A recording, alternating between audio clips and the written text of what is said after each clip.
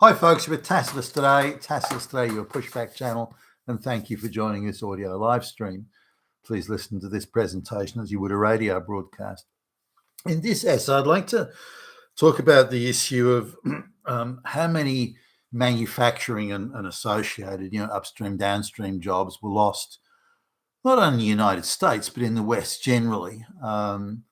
Following the 1970 onwards, or even going back a little bit further.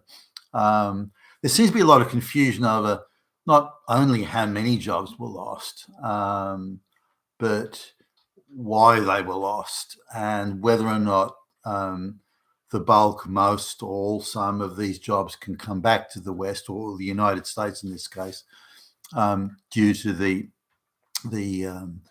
tariff proposals and policies of President Trump's administration in the US.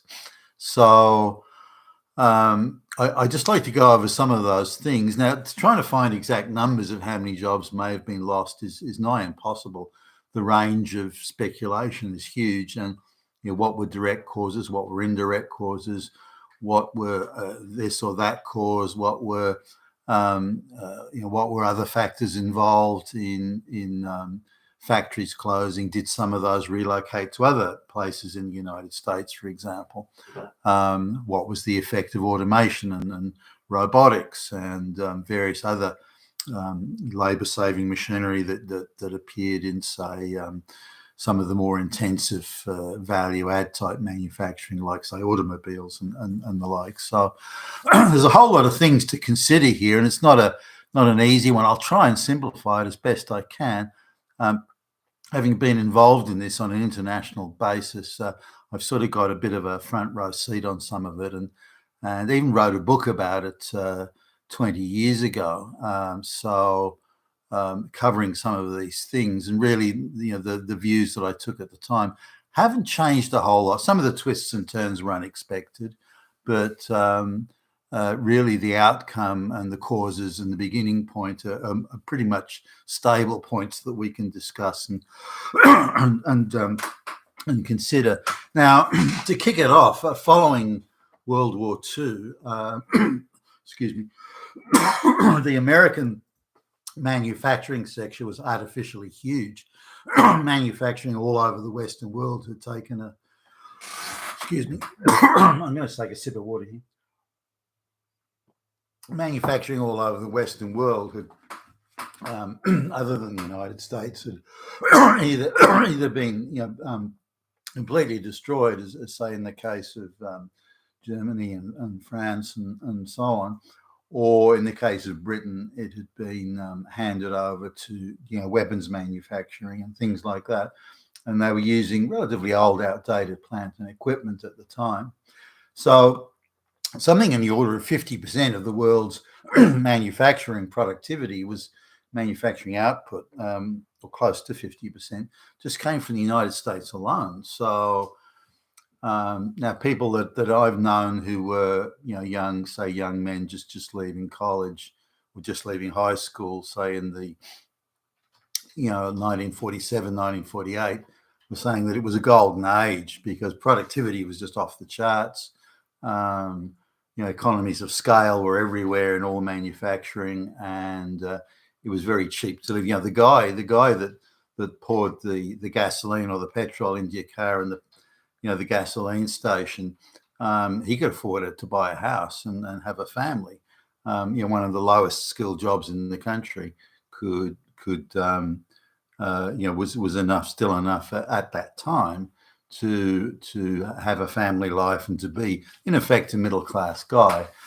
So it was a very unusual, it was an aberration of history that time, and an aberration of location that one place in the world could produce and manufacture so many goods, ranging from weapons, of course, for the war, but, automobiles, you name it, power tools, household appliances, everything was manufactured in the United States and manufactured efficiently and effectively and so on.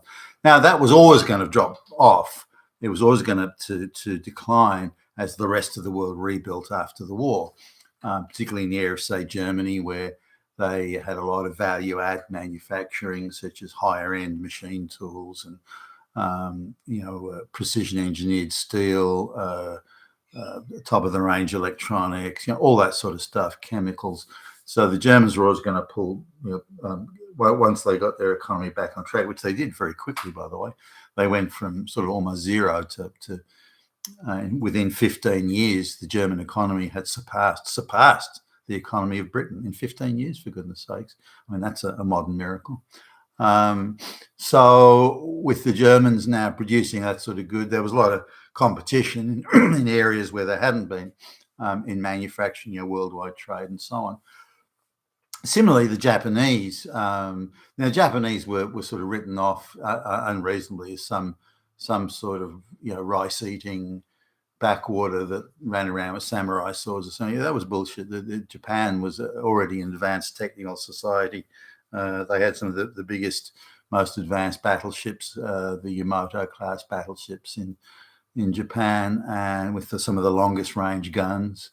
They had guns that were bigger and could fire further and more accurate than pretty much any of the British naval vessels could. So the Japanese, the Mitsubishi Zero was a leading edge aircraft of its time, and the other Japanese technology was pretty good. A lot of their naval assets and other things were well advanced. Now, the Americans began to overtake the Japanese technically towards the end of the war, but certainly not at the beginning. And the British were being outclassed in many respects by Japanese technology. So when the Japanese began to rebuild after the war and started creating consumer goods, we look at the 1960s transistor radio phrase, that was pretty much a Japanese gig. Not so much an original design, but certainly in the commercialization and distribution of. I remember the early musical instruments. This is when I was a kid. Musical instruments and things like consumer electronics, sound systems, back in the day, cassette players, things like that, tape recorders and so on. They were the Japanese had really sort of penetrated that area. So the Japanese in consumer electronics had really made a big move. They were starting to and had done reasonably well in things like motor vehicles and motorcycles and things like that. So Toyota, Honda and the like. So they were doing quite well. So particularly Germany and Japan were really manufacturing for export, and they were powerhouses making quality products at an affordable price. Now, the Japanese in particular used artificially, valued the yen to make it much cheaper against the dollar, which made their products much cheaper in export to the United States. But the American government at the time didn't really do anything about that, because they figured that having a wealthy, prosperous Japan was a good bulwark against communist expansion.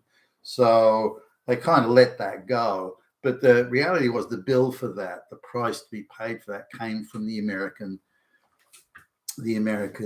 worker, because there were gazillions of people employed in manufacturing motor vehicles, not simply the guys working at the manufacturing plants, but also subsidiary organizations that were specialists in making certain parts or certain components and things like that. Then there were the service organizations, the dealer networks around the country that were providing sales service and support and maintenance, all these sorts of things. So the wider, it was many millions of people were being employed in the American motor vehicle industry. The Japanese were using an unfair advantage to create cheaper products by the valuation of the Japanese yen, the Japanese currency, but they made a quality, maybe not at first. In the early 1950s, made in Japan was a joke for low quality product, but that was dealt with pretty quickly. And by the 1970s and particularly the 1980s, Japan was already acquiring a reputation for quality and reliability of product. And I went to see a Japanese factory in the what was it? About 1985, I think it was, maybe a bit earlier, but around that time. And I was amazed at how the robotics, the structure of the factory, the way the robotics were all utilized and laid out. Now, Japan at the time had a very big population, and yet they were able to give pretty much 100% employment to to their citizenry and to their workers, even though they were intensively using robotics in manufacturing, because they were exporting so much product, and because they were so acquired a reputation for quality and reliability. They were able to have full employment, even though they were using all sorts of labor-saving devices such as robotics. So the Germans too, having a look at German factories, how efficient they were. Now, by comparison, Western factories weren't at that level, or certainly at that level of efficiency. But that wasn't the only issue. Western currencies, were generally quite overvalued, whereas the developing currency, Japan and Germany, were undervalued, and this gave them an advantage. Again, notwithstanding the quality goods and the efficient manufacturing and the advanced manufacturing, but they did very well in value-add manufacturing. And the Americans and the rest of Europe too, Britain, the Anglosphere, ceded ground to these value adds, so that the Americans and the Australia too, British, were being squeezed out of a pretty decent size of the value add manufacturing sector, and were being pushed into the lower value add, or the lesser value manufacturing sectors that the Germans and the Japanese weren't really interested in anyway. And that created then an artificial imbalance. What the West didn't do was to try and say, okay, well, we want that value add sector of that's where the value add is, that's where the profits are, that's where we can have a secure future of manufacturing. So they didn't do that, and it was whether that was intentional or not, I couldn't say, but it was a dumb move, and they shouldn't have done it. It was self-destructive. Now, also at the same time, the militancy of the unions, trade unions, was reaching its zenith. And we're talking now heading into the 1970s. So it became, when you look at sort of the unions and what they were demanding, auto workers unions and so on, they were making demands that assumed the protection that the American auto industry or Western auto industries are getting. The protection was a normal sort of situation, so that, well, we're protected from competition to some degree. We're protected from competition by things like tariffs and import quota numbers, so we can just demand whatever we want because they're being protected. That sector of the economy is being protected. So under the using protection as sort of an indirect cover, the unions were making demands that was never sustainable. If the industry wanted to, use auto makers, or it could be anything, guys making refrigerators or something, if they wanted to be competing on the world stage, quality product at a certain price, then they had to accept that protection was an artificial device, that once it was gone or lowered, then the product would no longer be competitive, the cost of manufacturing, because of the relative cost of wages and conditions and so on.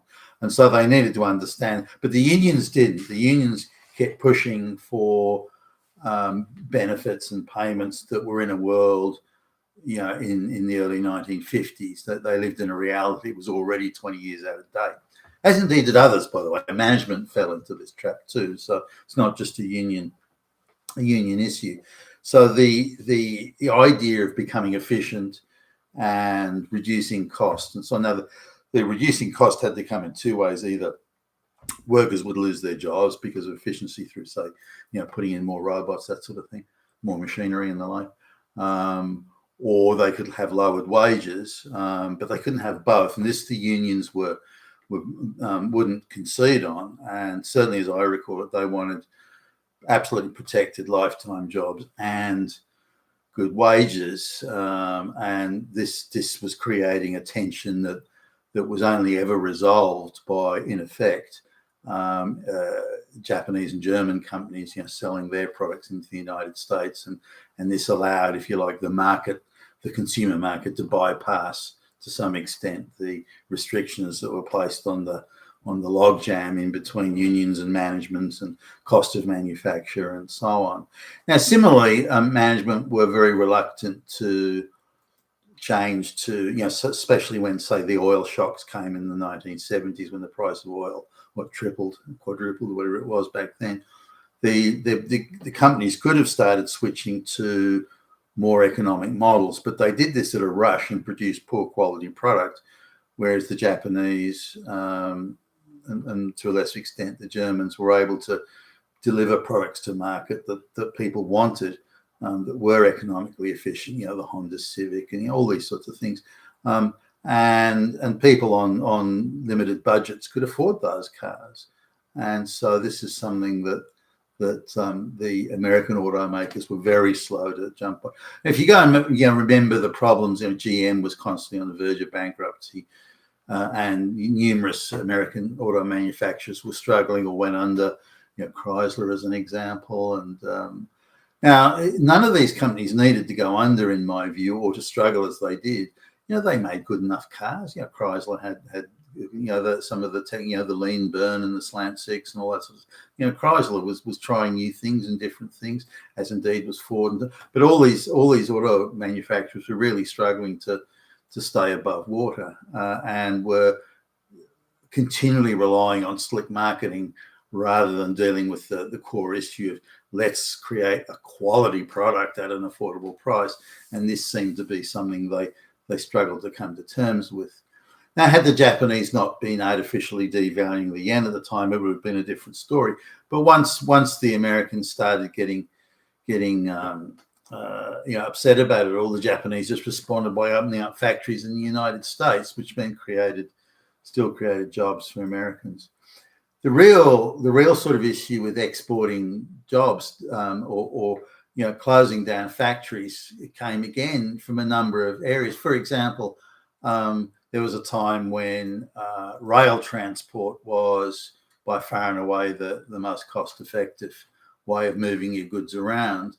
But then with the highway system in the United States, that began to change the economics and the cost of, the earlier cost of petroleum and gasoline, and that changed the economics of movement. So a lot of factories have been located around railheads on the basis of that was the most cost-effective way of moving things around, whether it be receiving raw materials or whether it be shipping your goods out to the major cities and so on. But that changed, and so road transport became cheaper. So there was some relocation of factories. Then air travel and air transport became more cost effective, and the container era was born. That again changed the economics of transporting things around. So there are other factors there that also. Jobs became, or manufacturing did become more efficient, and some jobs were lost through that. The big thing happened, in terms of job losses, though. It was slow attrition before that, but then it really started to move ahead in the 1990s, or the later 1990s, the NAFTA time and so on, where American manufacturers realized they could own the brand of whatever. They could keep the brand, but they could get the product made in somewhere cheap, where labor was cheap, where hygiene standards were cheap, where unions didn't exist, where worker rights were non-existent. They could get stuff manufactured there, sure, at a lower quality, fine, but they could get that manufactured in somewhere like China and then bring it back in the US, where they would again own the brand and also own the distribution or retail network. So this became the model, and that was where the bulk of jobs were lost. But how many were lost? If you look at the numbers of manufacturing, assuming they're even accurate, for an economy that's supposed to do so much manufacturing, say in mid 1990, the claim that 6 million manufacturing jobs were lost since NAFTA was signed. And those are some of the numbers bandied around. Some say as high as 10 million jobs were being lost. Some say, 70, 80, and in some cases, 90,000 factories have closed in the United States during that time. So there's even some fiddling with numbers where they go back to, earlier than that in order to boost the numbers of factories that closed. Also, there's a bit of, what do you classify as a factory? Is it a few, 3 or 4 guys in a little machine shop around the corner? Is that a factory? Is the factory the big multinational type factories that may employ many hundreds, if not thousands or tens of thousands of people? If you look at the efficiency of manufacturing, say the early Henry Ford type era, where human labour was still a huge input factor. Then you look at the manufacturing, how it was in say 1990, and just how many robots, machines, and so on were being used. In the Japanese factories that I visited, I was amazed, absolutely goggle-eyed at how many robots were used in their factories. And we're talking simple use in some cases where there was this constant supply of components going around this factory floor. There's these sort of metallic stripes along the factory floor, and it was like some sort of underpass system in the US on the weekend. There were all these robots that were going everywhere, all over the factory, missing each other by inches as they went this way and that way, and so on, and crisscrossing all over. And I was amazed about all the components and bits and pieces being moved around by robots. I hadn't even conceived of something like that until I saw it firsthand. So the nature of manufacturing was changed. So again, there'd have been job losses just through increased automation and things like that. So as we're looking at the the overall scene here, just before I get to that, the countries that were receiving the American jobs, the factory was closing in America or elsewhere around the West, could be Australia or Britain. The factory was closing in the West, and then those jobs were being shipped offshore to China. And the first Chinese factories that I visited, the automation level was very low. So you'd gone from, say, a mid-level of automation in the American factory, which was closed down, and then the jobs were sent offshore to China. But the automation in the Chinese factory was very low because the wages were so low, and they could work people 6 or 7 days a week, 12-hour shifts. The automation was more expensive than the people. Remember, a lot of these Chinese workers were just peasants that had come off the farm. I mean, they were illiterate and so on. So they'd only ever lived like a barter farmhouse existence out in the rural districts, and they were being brought to the city, and they were just sat at a little table that was shoulder width, and given a soldering iron. Okay, you solder that onto that, or you screw this to that, or you stitch this onto that, and so on. So it was very, very low level automation. In fact, you hardly saw any automation. It was just pure people, pure human labor, because it was so cheap.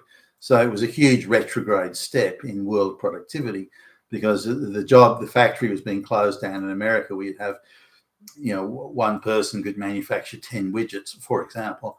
Then we go to China, where it took 100 people to manufacture one widget. So the whole balance and relationship between productivity of output and funds employed, that whole equation changed drastically and radically. But on top of that, the Chinese or any country that was receiving this, could have been Taiwan or anywhere that was receiving this, benefiting from this Western short-sightedness and quick profit grabbing, they had quite heavy tariffs on American goods or Western goods. So they were very protective of their own markets. They devalued their own currency to make their goods artificially cheap when it was manufactured there. But at the same time, putting high tariffs on American and Western goods. So this created, of course, a huge trade imbalance. Not only was there a job loss, a loss of expertise, a lot of loss of automation, a loss of productivity. There were losses right across the board in so many areas. The virtuous circles. You've got a factory with advanced robotic technology. You need people to design the robotics, to do the software, to do the maintenance, to do the upkeep. You need all sorts of other high high knowledge, knowledge intensive type and well paid sort of jobs, but they were gone as well from the West. So we don't need to just look at the manufacturing, but the on cost of losing these other jobs. So it became a very unfair system where, excuse me, the Western worker, the Western middle class factory worker, was really the victim of a massive international wealth transfer, huge proportions, where Western wealth, or specifically the wealth of these manufacturing workers and associated workers in those areas, was being just simply shipped off to the third world. Now, I believe this was a planned thing. The globalists, in what would have been the globalist cabal back in the day, they would have thought, well, this is good because we'll expand world trade. That means more wealth will go to China and so on, which means they can buy Western goods. So they had this imaginary world of benefits and global trade and this sort of thing. And the reality was, though, they were stealing the money from the Western worker, who they despised and looked down upon anyway, which we can now see quite clearly. And so, well, you don't matter. You're not even the shit on my shoes, dude. And so this was what ended up happening. Now, was it of benefit to everybody? Well, no, it wasn't. It was a very narrow benefit. The benefit of transferring the jobs offshore to China was that a small group of Chinese became very rich as a result of it. Whereas, many millions, tens of millions of Western workers lost their jobs, and they lost their wealth, and they lost their purchasing power and the whole sort of thing. So I think it was a resounding failure all around. I don't think it really achieved anything other than making a handful of people very rich at the direct expense of others. Now, one of the things about the Industrial Revolution and innovation and invention was that how much new wealth it created. It created new wealth. And this was where globalization has failed, comprehensively failed in my view. It didn't deliver the new wealth. It only stole money from one group and put it in the pockets of another. And the idea that you can benefit from cheaper consumer goods that are of a lower quality that you have to replace more often, and that's the only offsetting factor for losing your middle class paying job, then it's chump change. It's nothing to compensate you for what you've lost. You've been fantastic about your pushback, Tal. Thank you for listening. Honey bun.